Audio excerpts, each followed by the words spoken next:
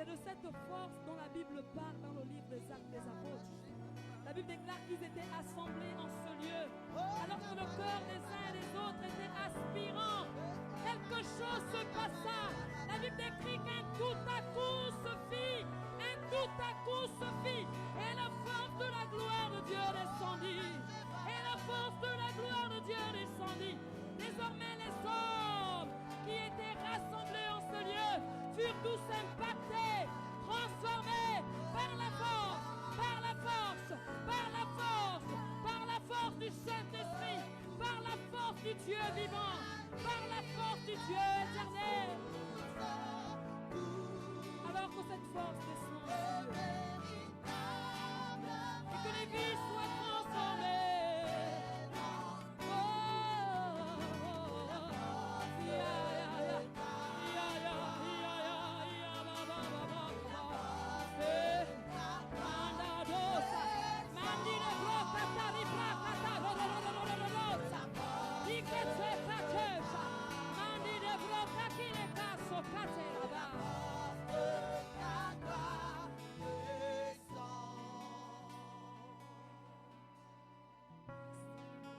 Esprit de Dieu, nous te souhaitons la bienvenue en ce lieu. Esprit de Dieu, nous te souhaitons la bienvenue en ce lieu. Merci pour ta présence. Esprit de Dieu, nous te souhaitons la bienvenue en ce lieu. Ah, c'est ton moment, prends les rêves et révéler la gloire de Dieu. Esprit de Dieu, Esprit de Dieu, Esprit de Dieu, viens, viens, viens, viens. Esprit du Dieu souverain, viens par ta présence révéler la gloire de Dieu. Esprit de Dieu, Esprit de Dieu, Esprit de Dieu, viens, Esprit de Dieu, viens. Esprit du Dieu souverain, viens par ta présence révéler la gloire de Dieu.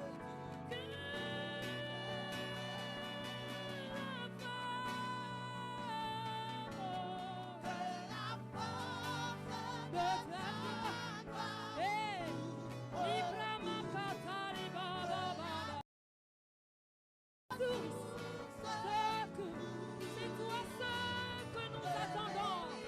C'est toi seul. C'est toi seul. C'est toi seul. Aïe, katarabros. La force de ta gloire. Que la force de ta gloire descend. Que la force de ta gloire.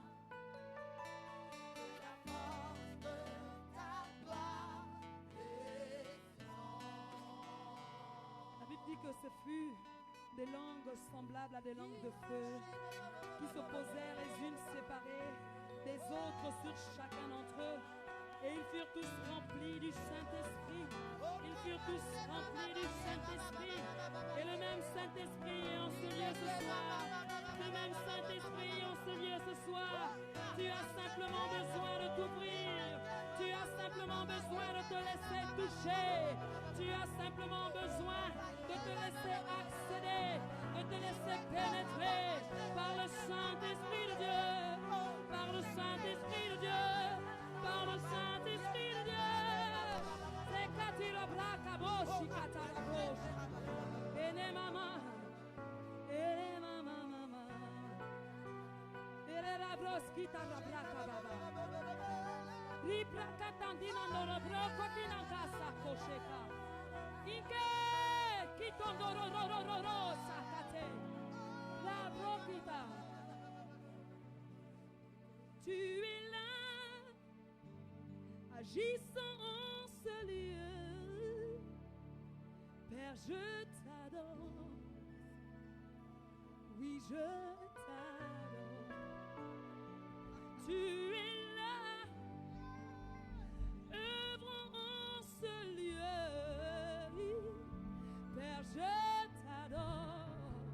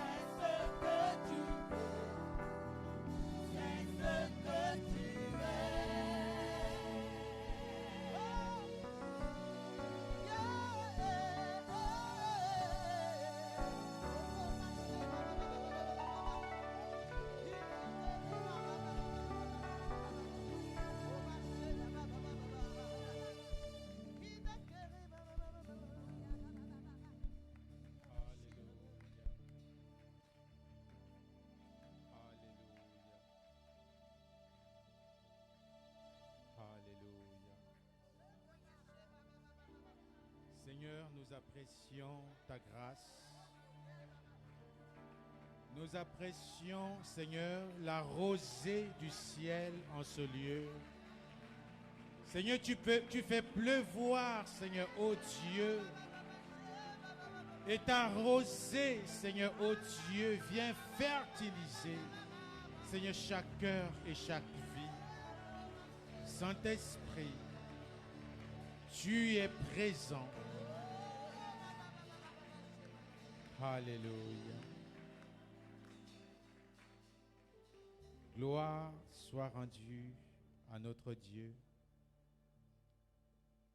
Je voudrais encore une fois de plus vous souhaiter la plus cordiale des bienvenues à ce séminaire qui est un mouvement suscité et entraîné par le Saint-Esprit.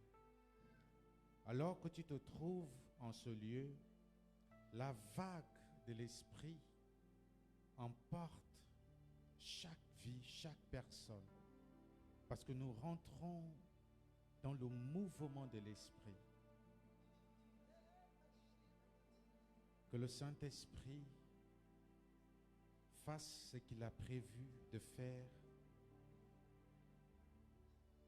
Je voudrais que nous puissions tous nous lever dans la salle pour honorer la présence du Saint-Esprit. Alléluia.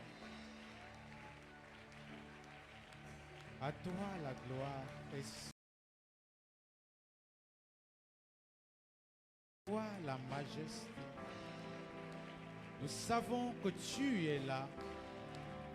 Nous savons que c'est toi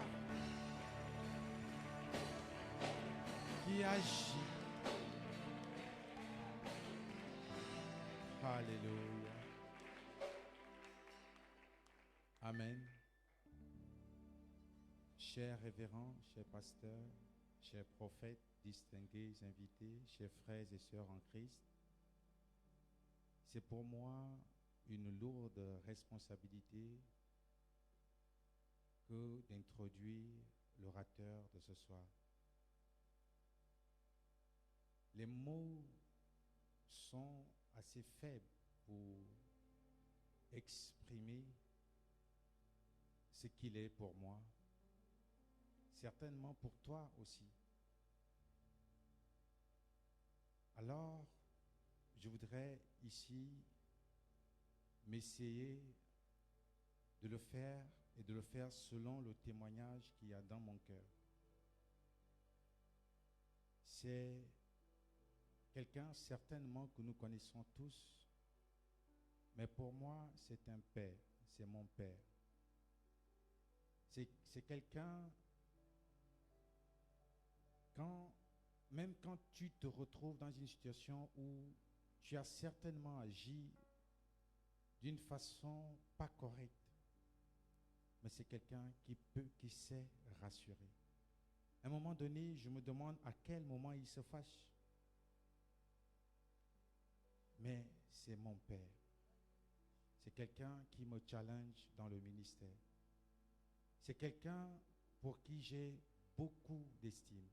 Quand je vois et je regarde comment le Saint-Esprit l'utilise, je me dis, je suis fier d'avoir un père comme cela. Et ce soir, je voudrais que nous puissions nous joindre alors que je vais ici inviter l'homme de Dieu. Nous l'appelons familialement le révérend Xavier. Mais ici, chers frères et sœurs en Christ, je voudrais que nous puissions accueillir le prophète de l'Éternel, révérend Xavier Richard Ngumba.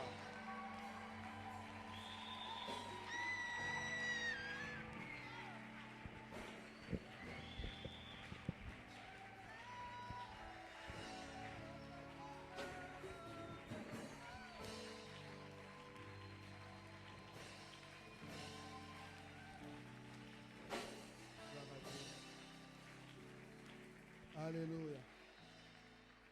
Gloire à Dieu.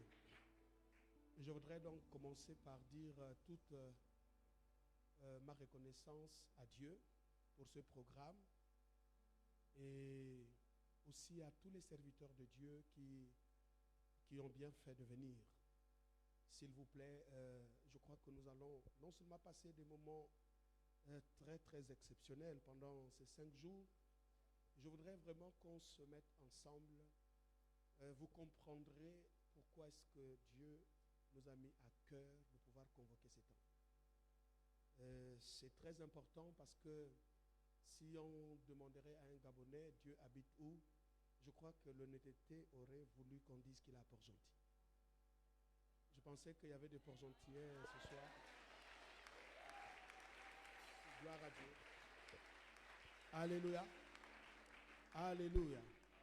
Donc je voudrais vraiment vous dire merci. Vraiment le temps va nous manquer de présenter vraiment ce parterre d'hommes de Dieu. Je suis très honoré du fait que vous soyez là.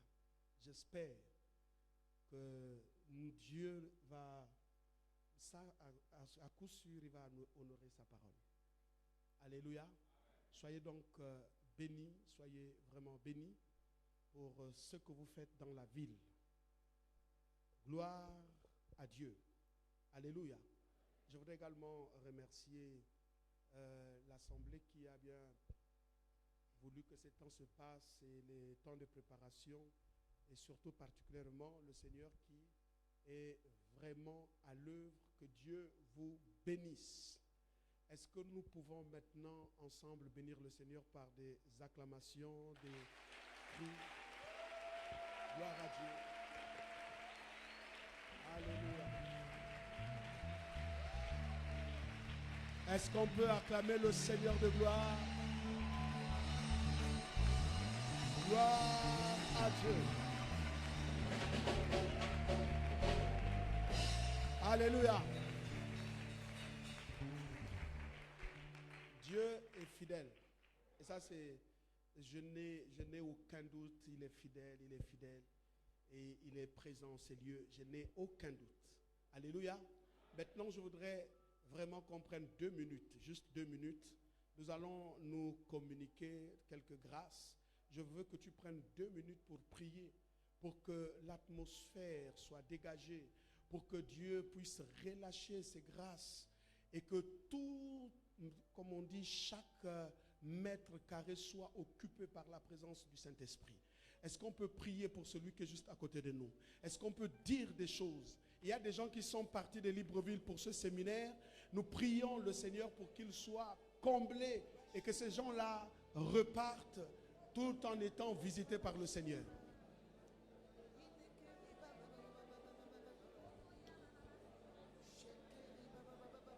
S'il vous plaît, on prie les uns pour les autres. Je veux que les gens se déplacent. Ne priez pas plus de 30 secondes pour une personne. Non, déplacez-vous. Trouvez d'autres personnes. Libérez cette atmosphère. Libérez cette grâce. Remo karabo sanda mama. Re kerebo sanda mama mama mama mama.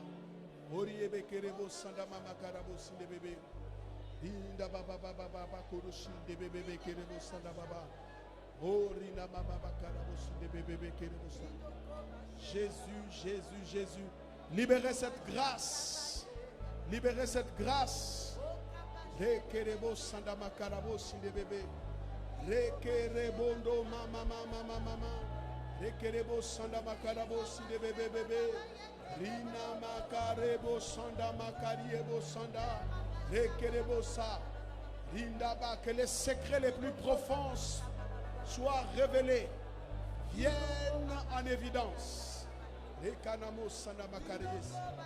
Reboro sinde bekerebo sanda mama mama mama mama mama. Rekerebo shinda baba baba. Rekerebo sanda mama. Rekerebo sanda mama mama mama. Inde bebe kerebo sanda baba baba baba. Inda bakarabo sinde bebe. Remo koro sanda mama mama.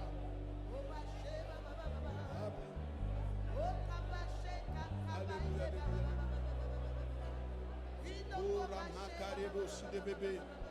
Rekerebo sada mama mama mama mama. Oriebe kerebo sada baba. Elebe kerebo sada baba baba baba. Priez les uns pour les autres. Relâchez l'atmosphère. Provoquez sa présence. Déclarez ce qu'il doit être. Merci Seigneur. Gloire à Dieu, gloire à Dieu. Gloire à Dieu, gloire à Dieu. Et Semboro Sanda Mama Karabos. Alléluia, alléluia, alléluia, alléluia.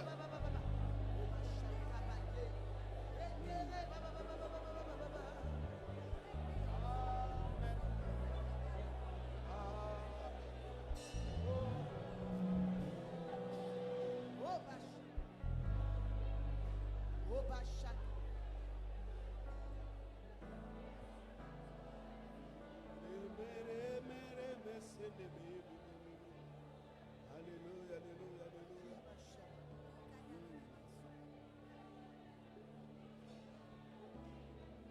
Alléluia.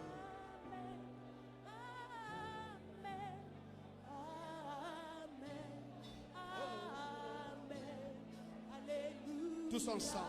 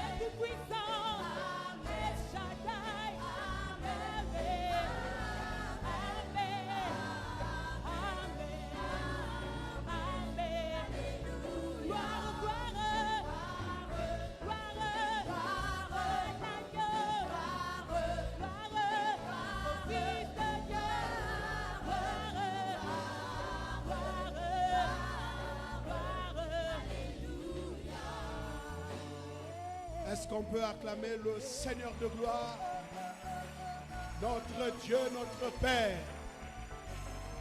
Gloire à Dieu. Dites avec moi, Père Céleste.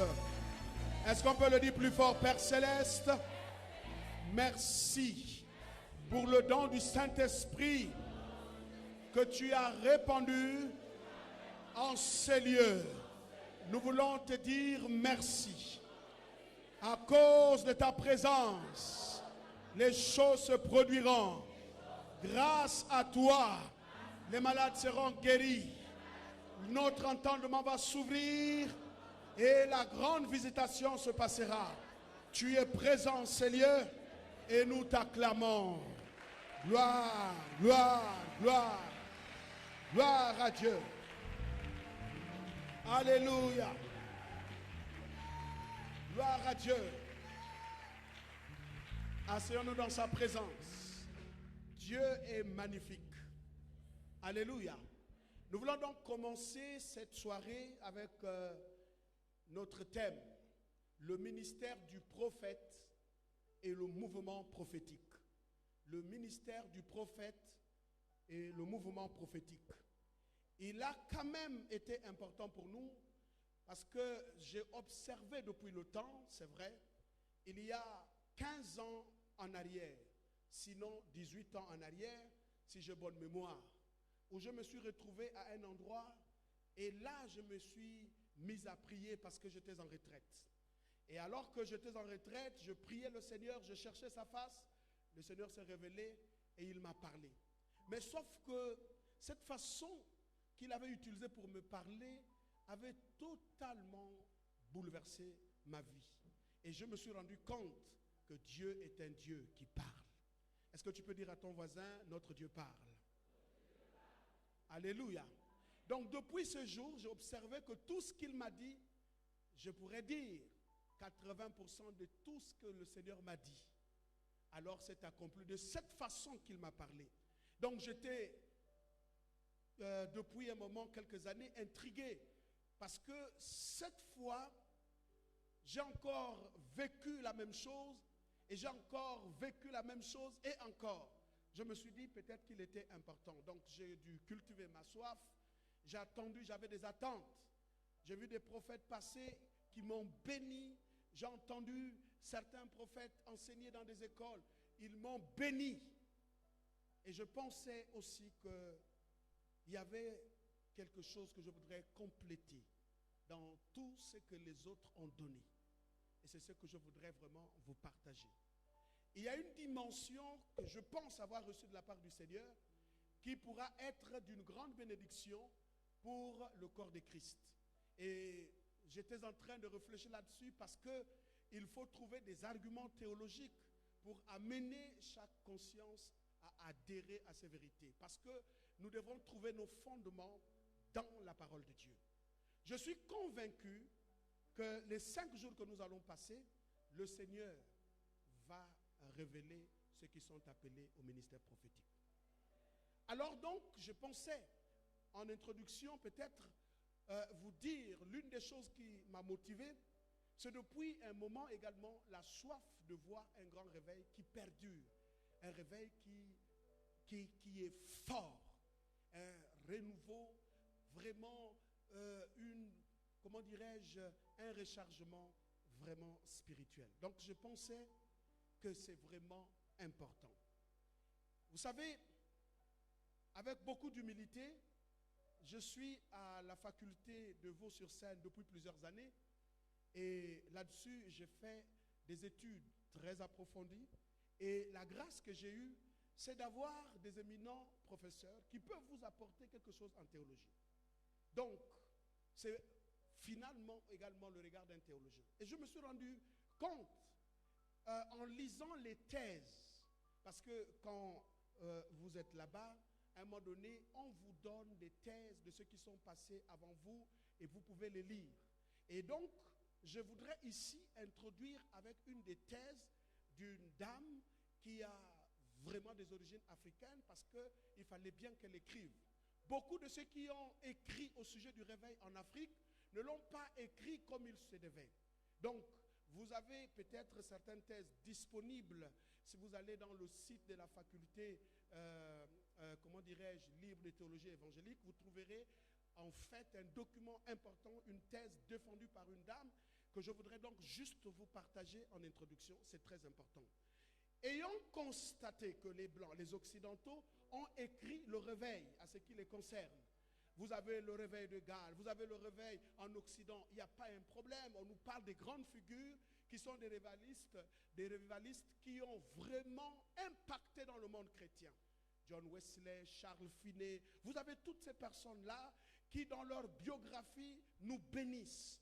Mais il y a une pauvreté extrême quant à la théologie africaine et il n'y a pas eu beaucoup de théologiens africains ou encore des historiens qui ont écrit de façon scripturaire sur le réveil en Afrique. Est-ce que la question que nous devrons nous poser, est-ce qu'il y a eu véritablement le réveil en Afrique? Pour certains, c'est quoi le réveil? Le réveil est un temps magnifique de la visitation de Dieu. Donc l'onction, la puissance du Saint-Esprit visite un peuple par une démonstration de puissance et envie de pouvoir se conformer à la parole de Dieu. C'est un temps où l'Esprit est à l'œuvre. Et c'est un moment où la soif du plus grand nombre se manifeste et Dieu crée à l'intérieur des cœurs des gens cette envie de pouvoir vraiment ressembler au Seigneur. Le réveil, donc, c'est un temps où Dieu fait avancer les choses. Ou alors vivre dans la sainteté ne pose aucun problème, la recherche de Dieu ne pose aucun problème, vivre dans une discipline chrétienne, le jeûne, la prière, la méditation de la parole ne fait aucun problème, où il y a des conversions authentiques, où on voit une démonstration de puissance par la guérison des malades, des sourds entendent, des muets parlent, ainsi de suite. Ça, c'est le réveil.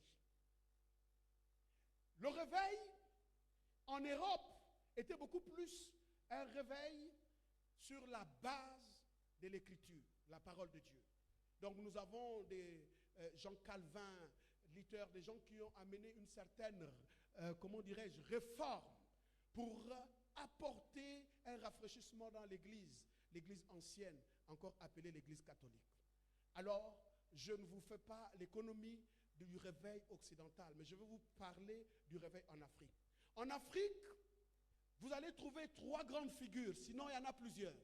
Mais les 3 grandes figures africaines qui ont marqué l'histoire du réveil en Afrique, vous avez un malgache qui s'appelle, son nom est un peu Rani Swalambo. Rani Swalambo était un malgache. Quand il est arrivé, il a trouvé une mission occidentale qui était là. C'est la société des missionnaires de London qui organisait la mission en malgache. Et le pays était en Madagascar, autant pour moi, et le pays était plongé vraiment dans l'idolâtrie, la sorcellerie, le fétichisme. Et donc quand il est arrivé, la théologie occidentale ne pouvait pas résoudre ces problèmes-là. Est-ce que vous êtes avec moi? Et donc lui, il avait ici l'équilibre en tant que malgache et il comprenait un peu ses compatriotes. Et donc quand il s'est retrouvé face à cette situation, il a donc transcrit directement ce que les Européens ou alors les Occidentaux ont apporté dans un langage beaucoup plus clair parce qu'ils comprenaient. Et là, l'esprit va les surprendre. Des gens qui étaient ancrés dans la sorcellerie voient l'esprit descendre. Il y a eu vraiment des miracles. Il est passé, là je suis en train juste de survoler, ils sont passés donc leur mission qui au départ était juste de quelques églises, je crois peut-être une dizaine d'églises, en 2, 4, 6, il est passé d'une dizaine d'églises à 124 églises en un temps record. Les Blancs se posaient bien la question, qu'est-ce qui se passe? Mais cet homme a marqué l'histoire des Malgaches. Aujourd'hui encore, on appelle cette visitation la Pentecôte malgache. Il est donc le père du réveil. Vous avez une autre grande figure que je voudrais donc ici vous dire et qui, lui, est d'origine libérienne. Donc, il est né dans un pays, en fait, au Libéria, que vous connaissez. Cet homme, alors, Williams, va se retrouver dans une situation où il était insatisfait. Les Blancs faisaient des choses, enseignaient. Et la colonie avait reçu les colons et qui venaient avec des objectifs tout à fait mitigés. Donc, ils ont prêché avec d'autres objectifs. Ils ont prêché au gars. Et le gars a récupéré ça. Ses yeux se sont ouverts. Donc, il est parti du Libéria. Il a sillonné les côtes ivoiriennes. Et là, il a prêché l'évangile. À la grande surprise, le Saint-Esprit est descendu. Il y a eu des miracles extraordinaires. Les villages se convertissaient. Les sorciers venaient au Seigneur et abandonnaient leurs choses. Tout le monde se posait. Mais on lui a posé la question, quel est ton secret? Il leur a dit, la Pentecôte, la Pentecôte, la Pentecôte. C'était la réponse qu'il a donnée. Je fais un survol. Et ensuite, une autre grande figure, c'est en Afrique centrale. Il s'appelle Simon Kimbangu. Il est donc d'origine de la RDC. Quand la mission est arrivée au Congo belge, alors ce dernier-là avait été, invité, il a assisté à une formation du, comment est-ce qu'on appelle, catéchisme. Et donc, la grande surprise, il va avoir la visitation du Seigneur, comme tu l'auras d'ailleurs. Alléluia. Il aura la visitation. Le Seigneur va lui dire en 1918, il dit, je t'invite, tu vas parler de ma part, parce que le peuple est dans le fétichisme, dans le péché, je souhaiterais que tu parles. Mais il y a une mission, les Blancs sont venus. Pourquoi toi tu choisis moi? Donc il résiste à l'appel. Et quand il résiste à l'appel, Dieu insiste. Le gars dit, niet, je ne veux pas avoir des problèmes avec les colons. Malheureusement pour lui, heureusement pour les Congolais, une dame très malade s'est avancée. Et puis c'est comme ça qu'il a imposé les mains à cette femme sans savoir ce qui devrait se passer. Un miracle va se signaler. La dame va voir qui dit non, c'est extraordinaire. Elle va commencer à dire aux gens, je viens de vivre un miracle, c'est pour moi extraordinaire. Et le miracle là, la nouvelle va se propager et tout d'un coup, les gens venaient de toutes parts. Le Saint-Esprit va créer une habitation dans la vie de cet homme-là et les gens partaient. Imaginez-vous, c'était à la période de la résistance coloniale. Donc, les colons ne pouvaient pas accepter. Lui, il a refusé. Dieu lui a imposé d'aller dans cette mission. Oh, écoutez, quand je lis son histoire, c'est vrai, aujourd'hui, ce n'est plus le cas. Cet homme va recevoir une grande visitation du Saint-Esprit. Les gens venaient, le voyaient, se convertissaient sans même qu'il n'ouvre la bouche pour parler. Ah, Seigneur, souviens-toi de mon pays. Souviens-toi de cette ville. Alors les Blancs se retrouvent dans un dilemme. Et les gens commencent à venir amasser. Et le pouvoir politique a des problèmes. Il dit, il faut arrêter cet homme-là. Donc, c'est comme ça que les colons ont dit, cet homme-là, puisque c'est la période de la résistance, cet homme-là, si on ne l'arrête pas, il va commencer à créer une insurrection. Or, lui, ce n'était pas dans sa pensée. Lui, c'est Dieu qui a imposé qu'il avance. Et pendant que les gens s'agitaient, alors il a quand même demandé le secours de sa congrégation. Les colons lui ont dit, c'est ton affaire à toi avec les mystères que nous ne comprenons pas. Nous prêchons l'évangile, c'est tout. Maintenant, toi, tu prêches l'évangile. On voit des choses que nous ne pouvons pas expliquer. On a mis la main sur lui. 6 mois après l'effusion du Saint-Esprit. Ça m'a bouleversé. On l'a jeté en prison.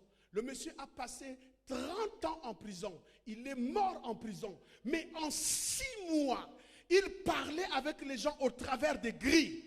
Mais la puissance du Saint-Esprit se répandait dans la ville. Incapable d'arrêter le mouvement. Je suis en train de faire un rêve. Bientôt quand nous sortirons de ces 5 jours, ni rien ni personne ne t'arrêtera. Parce que l'onction seule va imposer la présence de Dieu. Quoi que l'on fasse, Jésus a dit, je suis venu jeter un feu, qu'ai-je à craindre? Mais on ne pourra plus arrêter ce feu-là. Mesdames et messieurs, il y a un feu dans la ville, il y a un feu dans le pays, c'est le feu du réveil. Si les gens ont porté l'onction, c'est aussi notre temps pour que nous puissions porter l'onction. Si quelqu'un est d'accord que la puissance de Dieu te visite. Et c'est parce que j'ai lu cette histoire, cette thèse, que je me suis rendu compte que même si vous n'êtes pas passé par l'école théologique, c'est encore possible. Le problème, c'est à quel niveau nous cultivons notre soif. Voici quelqu'un qui a essayé la Bible, ça a marché. Même si on prend l'initiative de t'arrêter, quand l'onction a commencé, on ne peut plus arrêter. Pendant que les colons le mettaient dans la prison et essayaient de le garder en prison pour qu'il reste en prison, il a été condamné à mort. Mais sa condamnation à mort a été un véritable gain pour l'église de la RDC et de l'Afrique centrale. Pendant qu'on le condamnait, des vagues d'onction embrasaient les villages, embrasaient les villes. Les gens qui n'ont pas eu le temps d'écouter Simon qui documents, avec le peu qu'ils avaient reçu, ils amenaient ça avec l'onction du Saint-Esprit. Les malades étaient guéris, les villages se convertissaient. Que Dieu nous donne dans ce temps-là, à Port-Gentil, même si nous sommes ici, que notre voix arrive. Je suis convaincu que quelque chose se passe dans notre ville. Alléluia. Rien n'est impossible à Dieu. Donc, le but de cet enseignement, pourquoi, quel est l'objectif que je vise et que nous visons lorsque nous avons mis en place ou encore nous avons pensé ou qu'on a reçu les directives de la part du Seigneur pour faire ce séminaire.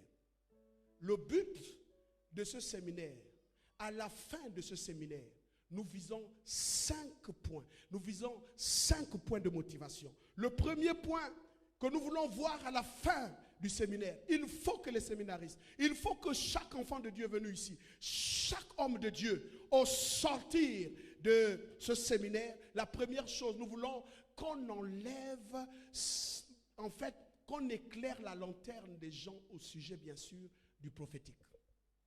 Dieu m'a dit, et pendant que j'étais en train de préparer ce moment, il y a plus de prophètes dans l'église que des pasteurs.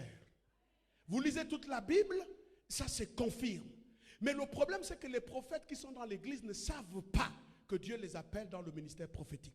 Notre ignorance au bénéfice du prophétique tient, en fait, comment dirais-je, tient l'église un peu comme dans les limitations de ce que Dieu voulait faire.